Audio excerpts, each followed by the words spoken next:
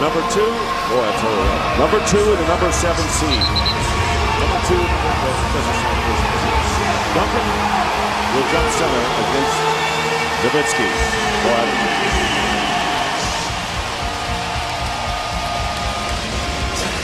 1, 2, 3, 4, 5, 6, 7, 8, 9, 10, 11, 12. Yeah, give me as much as you can and let me lower it. Okay, good. 1, 2, 3, 4, 5. Good. Okay, we'll go with this. 1, 2, 3, 4, 5, 6, 7, 8, 9, 10.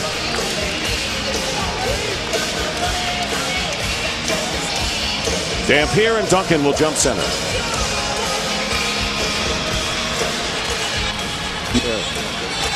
Tip control by the Spurs. Manu Ginobili gets the first basket 5 seconds into the game. How about Manu anticipating where the tap was going to go? Shot the gap, intercepted it, laid it up. Kidd guarded by George Hill, who's starting.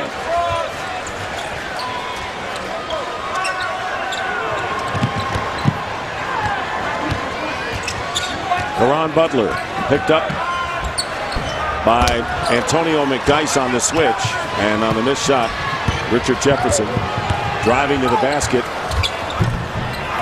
In and out. Dampier the rebound. Spurs lead 2-0. Opening minute.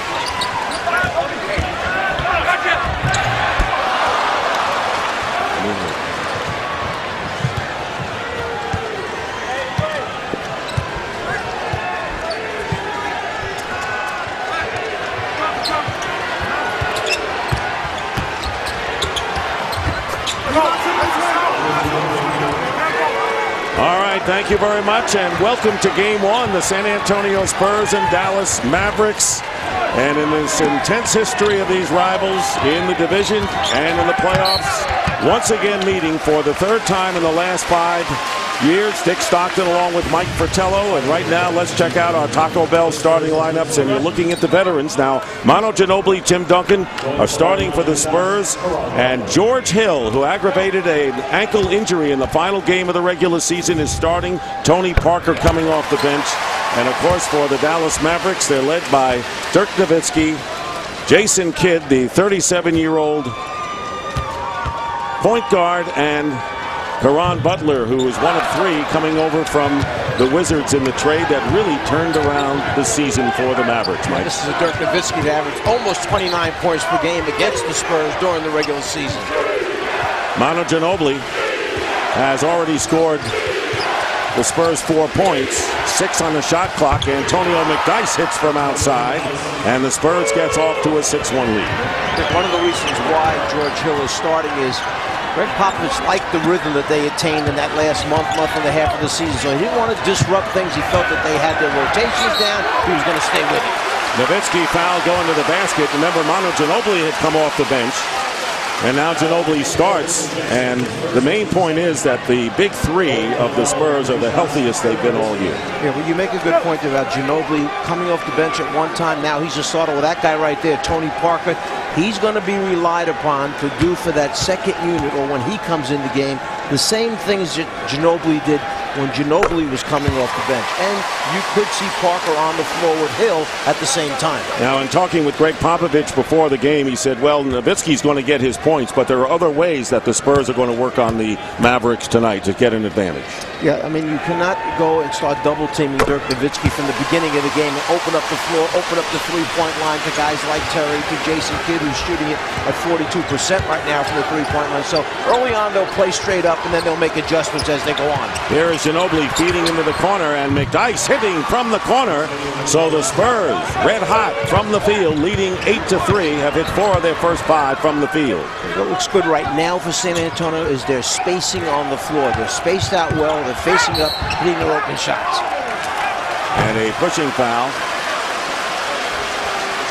And Antonio McDyess. And that'll be charged to Richard Jefferson. And Jefferson now has picked up 2 early fouls. Here's a guy who has come on late for the Spurs after a disappointing first half of the year. And now they're checking to see who got the call. It appeared that McDyess didn't think it was on him. Jefferson remains in the game, 8 on the shot clock. Missing from outside is Jason Kidd and a 5-point lead. But it was Jefferson with his second foul.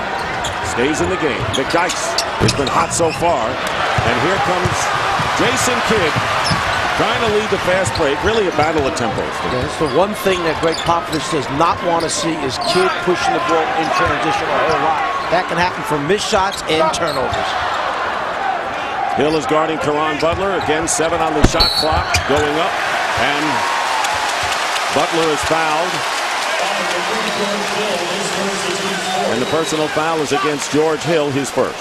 You know, Dick, a year ago, it was Josh Howard that San Antonio had a tough time guarding. His ability to put it on the floor, attack off the dribble. Well, Josh Howard's gone, but this guy is just as aggressive. Caron Butler, strong, attacking the rim. And already he's put at least 3, maybe 4 fouls on San Antonio. Well, Mike, we've been talking about the Spurs' age a lot, but they're not alone in that department. Here's Marty Snyder.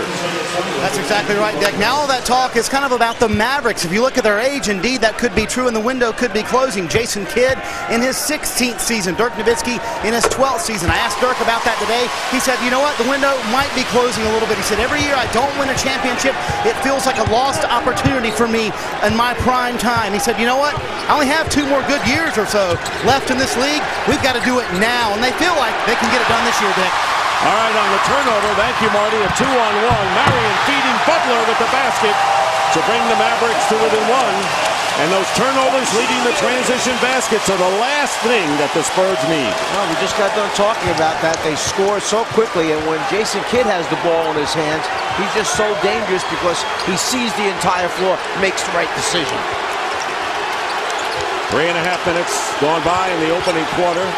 San Antonio has led all the way. Here is Hill trying to hoist it up.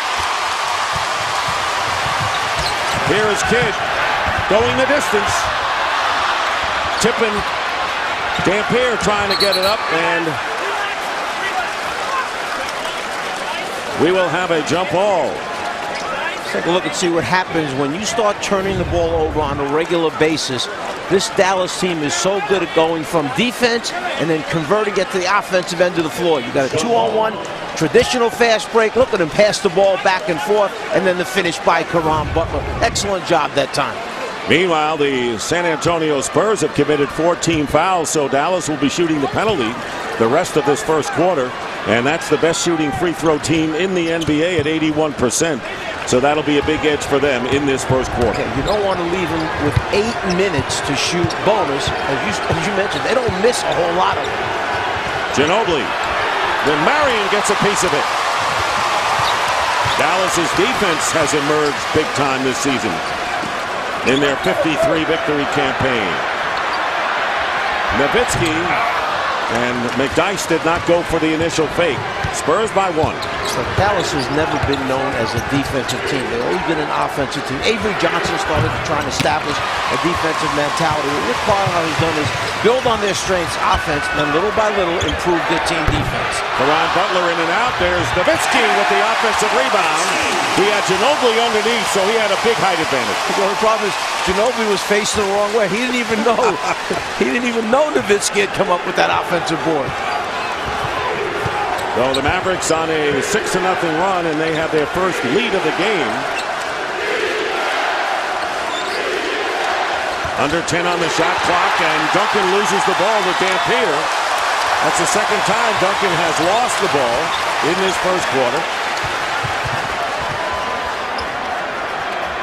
There's that high screen, and now working against